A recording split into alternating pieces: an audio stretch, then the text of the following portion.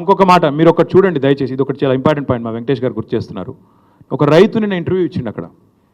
ఇందులో ఒక బీఆర్ఎస్ వాళ్ళే లేవు, కాంగ్రెస్ వాళ్ళ పొలాలు ఉన్నాయి, బీజేపీ వాళ్ళవి ఉన్నాయి, అందరి ఉన్నాయి, పొలాల అక్కడ పార్టీలు ఏందా అని చెప్పి ఒక పెద్ద మనిషి రైతు, మీరు చూడండి వీడియో.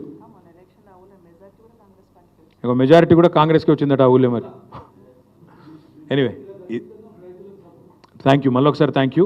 ఈ ఫార్మా విషయంలో మాత్రం తప్పకుండా ఎస్ ఈమని భయ్ నేను వద్దన్నా, నేను మళ్ళీ ఇన్నిసార్లు చెప్పాలి అదే ముచ్చట. అది కాదు, నేను ఒక్క మాట అడుగుతా రాకేష్, నేను పోయి కేంద్ర మంత్రిని కలుస్తానేమో బీజేపీలతో కాళ్ళబేరాలి. మరి నువ్వు గవర్నర్ కూడా బీజేపీడే కదా, నువ్వు గవర్నర్ కలవచ్చుగా, నేను కేంద్ర మంత్రిని కలవద్దా? అంటే నువ్వు గవర్నర్ కలిస్తే కూడా బీజేపీతో కాళ్ళబేరానికి పోయినావా? నేను అడుగుతున్నా. బీజేపీ గవర్నర్ నిన్నమన్నట్టు దాకా బీజేపీ మంత్రి కదా త్రిపురలో, మరి ఆయన కూడా బీజేపీడే కదా, బ్లడ్ అయితే అదే కదా, మరి ఆయన కలిసి ఈయన కూడా కాళ్ళబేరానికి పోయినట్ట.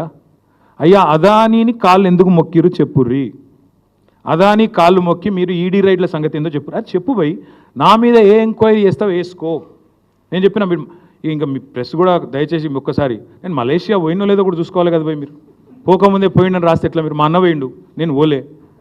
అరే ఆయన పోతే నన్ను కన్ఫ్యూజ్ అయితే ఎట్లా? ఇట్లా ఆయన గడ్డ ముందు నాకు లేదు, అది కూడా చూడరా మీరు ఆఖరికి. నేను పారిపోయినాను రాస్తారు, ఎందుకు పారిపోతా పోయి నాకు అర్థం కాదు. ఢిల్లీకి పోతే నేను ఎందుకు పోయినా? అమృత్లో రేవంత్ రెడ్డి బామ్మర్ది భాగవతం చెప్తేందుకు పోయినా, అది కూడా తప్పేనా? పక్క బామ్మర్దుల భాగవతాలు, అల్లుళ్ళ భాగవతాలు, రేవంత్ రెడ్డి గారి అన్నదమ్ముళ్ళ భాగవతాలు, కొండల్ రెడ్డి, తిరుపతి రెడ్డి, జగదీష్ రెడ్డి, అనుముల కుటుంబం యొక్క కుంభకోణాలు, గొలుగూరి కుటుంబం కుంభకోణాలు, ఇవన్నీ బయట పెడతానే ఉంటాం. మీరు రాస్తూనే ఉండరు దయచేసి, మీరు మీరు మీరు రాసుడు బంద్ చేయకూరి. Thank you.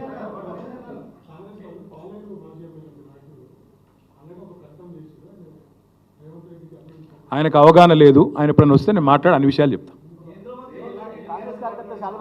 ఏమంటారు? అదే ప్రోగ్రాంలో రేవంత్ రెడ్డి గారు ఇంకో మాట చెప్పిండ్రు, T hub and startup policy of Telangana is the best policy in India అని కూడా చెప్పిండు. ఇక నేనేమంటున్నా అంటే రేవంత్ రెడ్డి ఎక్కడేం మాట్లాడతారో ఎవరికి తెలియదు, కానీ కొడంగల్ గురించి మాట్లాడదాం. ఇంకో రోజు మాట్లాడుకుందాం, ఎందుకంటే మీరు మలుపుతారు మళ్ళీ.